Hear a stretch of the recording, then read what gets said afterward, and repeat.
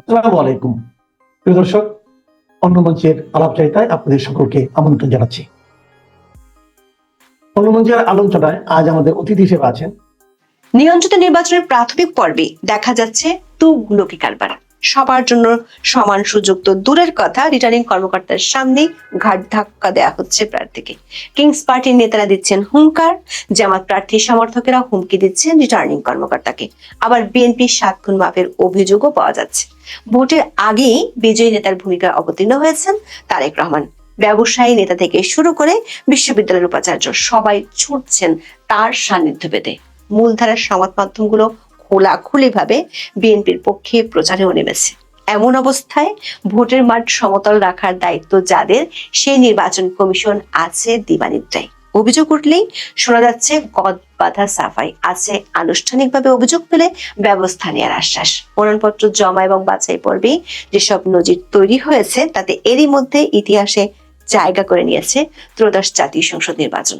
সামনের দিনগুলো আরো কি নজির গড়ে, ভোট রেখে সেদিকেই নজর পুরো দেশের। বিস্তারিত জানতে চলুন যাওয়া যাক বিশ্লেষণ। আওয়ামী লীগের কার্যক্রম নিষিদ্ধ রেখে ত্রয়োদশ জাতীয় সংসদ নির্বাচনের পরিকল্পনা নিয়ে এগোচ্ছে সরকার ও নির্বাচন কমিশন। বলা হয়েছিল এটি হতে যাচ্ছে দেশের ইতিহাসের সেরা এবং উৎসব মুখর নির্বাচন। তবে ভোটের মাত্র 5 সপ্তাহ আগেও তার লেশ মাত্র ছাপ নেই সারা দেশে। এর বদলে মনোনয়নপত্র জমা এবং বাছাই নিয়ে ভেলকিবাজি নিয়ে সরগরম সোশ্যাল মিডিয়া।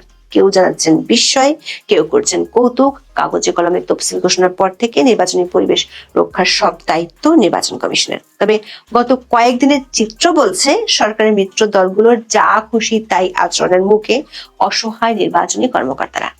দলগুলোকে নিয়ন্ত্রণে রাখা তো দূরের কথা, তাদের দাপটে নাভিশ্বাস উঠেছে সবার। রিটার্নিং কর্মকর্তাদের সামনে সরকারের মিত্র দলের নেতাদের দাপট দেখানোর বেশ কিছু ঘটনা এসেছে সংবাদ মাধ্যমে। এর মধ্যে সবচেয়ে বেশি আলোচিত হচ্ছে কুড়িগ্রামের রিটার্নিং কর্মকর্তা এবং জেলা প্রশাসক অন্নপূর্ণা দেবনাথকে নাজেহাল করার ঘটনা।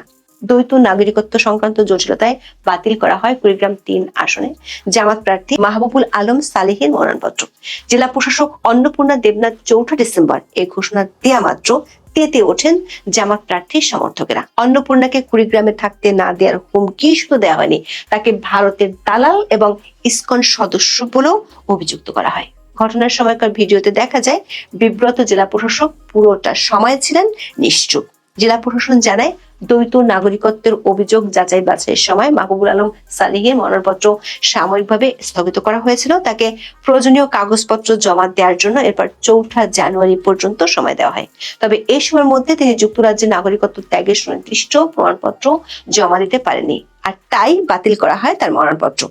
জেলা প্রশাসক তার মনোনয়নপত্র বাতিলের ঘোষণা দেয়া মাত্র উচ্চস্বরে হইচই শুরু করেন জামাতের সমর্থকেরা। কদর্য এবং সাম্প্রদায়িক ভাষায় আক্রমণ করেন অন্নপূর্ণা দেবনাথকে। এমনকি জেলা প্রশাসকের কার্যালয়ের সামনেও জামাতের কয়েকশো কর্মী জড়ো হয়ে বিক্ষোভ করেন। প্রশাসনের পক্ষ থেকে আপিল করার সুযোগ থাকার বিষয়টি জানানো হলে পরিস্থিতি কিছুটা শান্ত হয়। তবে জেলা প্রশাসকের চত্বরে দীর্ঘ সময় অবস্থান নিয়ে বিক্ষোভকারীরা জেলা প্রশাসকের অপসারণের দাবি সহ বিভিন্ন স্লোগান দেন। এ ধরনের ঘটনা নির্বাচনী আইনে শাস্তিযোগ্য হলেও বিস্ময়কর ভাবে মুখে কুলু পেটেছে নির্বাচন কমিশন। শুধু কুড়িগ্রামে নয়, আরো বেশ কয়েকটি জেলায় চরম বিশৃঙ্খলা হলেও ইসির ভূমিকা ঠুটো জগন্নাথের মতো। মানিকগঞ্জের রিটার্নিং কর্মকর্তা এবং জেলা প্রশাসকের সামনেও ঘটে ন্যাক্কারজনক ঘটনা। জেলা প্রশাসকের সামনে বিএনপি সমর্থকেরা চড়াও হন এক স্বতন্ত্র প্রার্থীর উপর। তাকে অনেকটা গলা ধাক্কা দিয়ে বের করে দেওয়ার মতো পরিস্থিতি তৈরি হয়। মানিকগঞ্জ 3 আসনের মনোনয়ন যাচাই বাছাই শেষে জেলা রিটার্নিং কর্মকর্তা ও জেলা প্রশাসক নাজমুনারা সুলতানা স্বতন্ত্র প্রার্থী আতাউর রহমান আতার প্রার্থিতা অবৈধ ঘোষণা করেন। একই সময় বিএনপি প্রার্থী মনোনয়নপত্র বৈধ ঘোষণা করা হলে আপত্তি জানান আতা। তিনি বিএনপি প্রার্থীর বিরুদ্ধে মামলা ও অনিয়ম সংক্রান্ত প্রমাণপত্র তুলে ধরার চেষ্টা করেন, তবে তাকে কথা বলার সুযোগই দেননি জেলা রিটার্নিং কর্মকর্তা। এরপর কক্ষ থেকে বের হওয়ার সময় স্বতন্ত্র প্রার্থী আতার উপর ঝাঁপিয়ে পড়েন বিএনপির প্রার্থীর সমর্থকেরা। অকথ্য ভাষায় গালিগালাজ এবং ধাক্কাধাক্কি শুরু হয়। পুরো সময় নীরব ভূমিকায় ছিল প্রশাসন। ভিডিওতে দেখা যায় একজন প্রার্থীর জন্য সর্বোচ্চ নিরাপদ হিসেবে বিবেচিত জায়গাতেই অনেকটা মবের শিকার হন আতা। এই ঘটনার দৃশ্য ভাইরাল হয়েছে সোশ্যাল মিডিয়ায়, সংবাদ মাধ্যমে এসেছে খবর। তবে শীতল বাতাসে শীত নিদ্রায় থাকা ইসির কর্তাদের কাছে একদিন পরেও পৌঁছায়নি হেনস্থার বার্তা। মানিকগঞ্জ থেকে সড়কপথে ঢাকার দূরত্ব 60 কিলোমিটারও কম, তবে 24 ঘন্টাতেও এই পথ পাড়ি দিয়ে আগারগাঁও নির্বাচন ভবনে আতাকে হেনস্থার খবর পৌঁছেনি। এ বিষয়ে 5 জানুয়ারি সাংবাদিকেরা ইসি সচিবালয়ের সিনিয়র সচিব আক্তার আহমেদকে প্রশ্ন করেছেন। জবাবে তিনি জানান, তার কানে খবরটি আসেনি। এরকম কোনো অসঙ্গতি হয়ে থাকলে রিটার্নিং কর্মকর্তা দেখবেন। অনেক স্বতন্ত্র প্রার্থীর অভিযোগ, সমর্থকদের স্বাক্ষর নেওয়ার সময় তারা মারধরের শিকার হয়েছেন।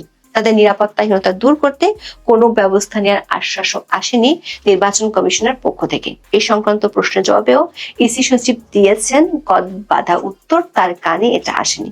দর্শক, নজিরবিহীন বিভিন্ন দৃশ্যে নির্বাচনের মাঠ নিয়ে সমালোচনা, কৌতুকের ঝড় দেখা যাচ্ছে সোশ্যাল মিডিয়ায়। ফেনী 3 আসনে বিএনপি প্রার্থী আব্দুল আওয়াল মিন্টুর মনোনয়ন গৃহীত হওয়ার আনন্দে পুলিশ সদস্যের হাত তালি দেওয়ার ভিডিও ভাইরাল হয়েছে। ফেনী রিটার্নিং কর্মকর্তা ও জেলা প্রশাসক মনিরা হক 4 জানুয়ারি মিন্টুর মনোনয়ন গৃহীত হওয়ার ঘোষণা দেন। এ সময় বিএনপি নেতাকর্মীদের সঙ্গে হাত তালিতে অংশ নেন পুলিশের এক সদস্য।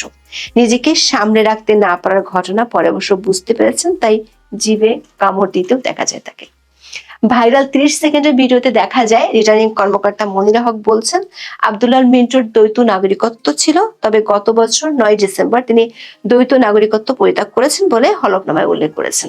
প্রমাণ হিসেবে নাগরিকত্ব বাতিলের জন্য যুক্তরাষ্ট্র দূতাবাসে আবেদন করার তথ্য দিয়েছেন। এই কারণে তার মনোনয়নপত্র বৈধ। ঘোষণার সঙ্গে সঙ্গে রিটার্নিং কর্মকর্তার পেছনে দাঁড়ানো পুলিশ সদস্য করতালি দেন। দর্শক, এমন বহু ঘটনা এরই মধ্যে ইতিহাসের অংশ করে দিয়েছে অধ্যাপক ইউনূস সরকারের আমলে নির্বাচনকে। তার নিয়োগকর্তা হিসেবে পরিচিতরাও মাঠে দেখিয়ে যাচ্ছেন দাপট, এমনকি আঙ্গুল তুলে শাসাচ্ছেন প্রধান প্রতিপক্ষ দলের নেতাকর্মীদের। কুমিল্লায় 2 জানুয়ারি রিটার্নিং কর্মকর্তার কার্যালয়ে মনোনয়নপত্র যাচাই বাছাইয়ের সময় এনসিপির হাসনাত আব্দুল্লাহ আঙ্গুল তুলে শাসনের একটি ভিডিও নিয়েও চলছে ব্যাপক আলোচনা। হাসনাত তার কুমিল্লা 4 আসনে বিএনপি প্রার্থী মঞ্জুরুল আহসান মুন্সির হলফনামায় তথ্য গোপনের অভিযোগ তোলেন। এ নিয়ে রিটার্নিং কর্মকর্তার সামনে বেঁধে যায় ব্যাপক গন্ডগোল। এক পর্যায়ে রক্তচক্ষু হাসনাতকে আঙ্গুল তুলে শাসাতেও দেখা যায়। রিটার্নিং কর্মকর্তা মোহাম্মদ রেজা হাসান এক পর্যায়ে নিয়ম অনুযায়ী আইনি প্রক্রিয়া অনুসরণ করে অভিযোগ করতে বলেন। তবে যাচাই বাছাই শেষে 2 জনেরই মনোনয়নপত্র বৈধ ঘোষণা করা হয়।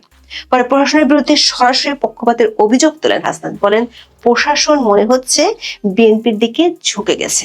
এদের দ্বিচারিতামূলক আচরণে নিরপেক্ষ, সুষ্ঠু ও অংশগ্রহণমূলক নির্বাচন কতটা হতে পারে তা নিয়ে সংশয় তৈরি হয়েছে। হাসনাত যখন অংশগ্রহণমূলক নির্বাচন নিয়ে শঙ্কা জানাচ্ছিলেন, ঠিক তখনই রংপুরে তার দলেরই আরেক নেতা আক্তার হোসেন জাতীয় পার্টিকে ঠেকানোর দাবি তুলেছেন। রংপুর 4 আসনের মনোনয়নপত্র যাচাই বাছাইয়ের সময় তিনি জাপা প্রার্থীর বিরুদ্ধে তোলপাড় শুরু করেন। রিটার্নিং কর্মকর্তার কার্যালয়ে শুরু হয় তুমুল হট্টগোল ও চিৎকার। রংপুর 4 আসনে আক্তারের পাশাপাশি জাতীয় পার্টির প্রার্থী হয়েছেন মাহবুবুর রহমান। রিটার্নিং কর্মকর্তা মাহবুবের মনোনয়নপত্র বৈধ ঘোষণা করা মাত্র তোপে ফেটে পড়েন আক্তার ও তার সমর্থকেরা। চেয়ার থেকে দাঁড়িয়ে জাতীয় পার্টির প্রার্থীকে স্বৈরাচারের দোসর বলে চিৎকার শুরু করেন। আক্তারের দাবি, জাতীয় পার্টিকে নির্বাচনে লড়ার সুযোগ দেয়া যাবে না। ঢাকায় 4 ডিসেম্বর একই দাবি তুলে বলেন, যে জাতীয় পার্টি স্বৈরাচার তৈরি করেছে তারা যেন কোনোভাবে নির্বাচনে অংশ নিতে না পারে। জাতীয় পার্টিকে নির্বাচন করতে দেওয়া মানে স্বৈরাচারকে পুনর্বাসনের জন্য সুযোগ করে দেওয়া। সব মিলিয়ে নির্বাচনের প্রাথমিক পর্বে যে যার মতো গায়ের জোরে মাঠের নিয়ম ঠিক করে দিচ্ছেন। অবশ্য এসবের কিছুই চোখে পড়ছে না নির্বাচন কমিশনের। তাদের কাছে নির্বাচনের পরিবেশ ও পরিস্থিতি বেশ সন্তোষজনক। প্রধান নির্বাচন কমিশনার এএমএম নাসিরউদ্দিন 5 জানুয়ারি দাবি করেন, সবকিছু ঠিকঠাক চলছে। বলেন, সবার সহযোগিতা থাকলে আসন্ন জাতীয় সংসদ নির্বাচন একটি অবাধ, সুষ্ঠু ও গ্রহণযোগ্য নির্বাচন হিসেবে উপহার দেওয়া সম্ভব। বর্তমান নির্বাচনের পরিবেশ মোটের উপর সন্তোষজনক।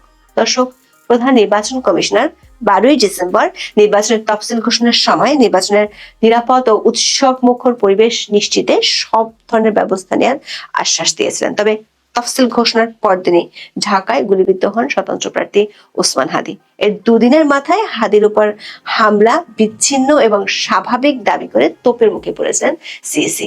ঢাকায় এক অনুষ্ঠানে বলেন, আইন শৃঙ্খলার অবনতি হয়নি, মাঝে মধ্যে 2-1টা খুন খারাপি হয়। হাদিকে গুলির ঘটনা বিচ্ছিন্ন, নির্বাচনের এই ধরনের ঘটনা ঘটেই থাকে।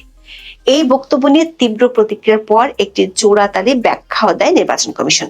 তবে সেই সময় পরিষ্কার হয়ে যায় ইসির অবস্থান। আবার মনোনয়নপত্র জমা এবং যাচাই বাছাইয়ের সময়কার তুগলকি কাণ্ডের পরেও সব স্বাভাবিক থাকার দাবি নতুন করে প্রশ্নবিদ্ধ করছে ইসিকে। তাদের ঠিক আছে মনে করিয়ে দিচ্ছে প্রখ্যাত ছড়াকার সুকুমার বড়ুয়া সেই বিখ্যাত ছড়ার লাইনগুলো। মেঘে মেঘে মেহমান চাইলেন ছাতা খান, দেখালাম ছাতাটা শুধু কটা শিক আছে, তবু তিনি বললেন ঠিক আছে। এখন এ পর্যন্ত, সবাই ভালো থাকুন, সুস্থ থাকুন, নিরাপদে থাকুন। দেখা হবে আগামী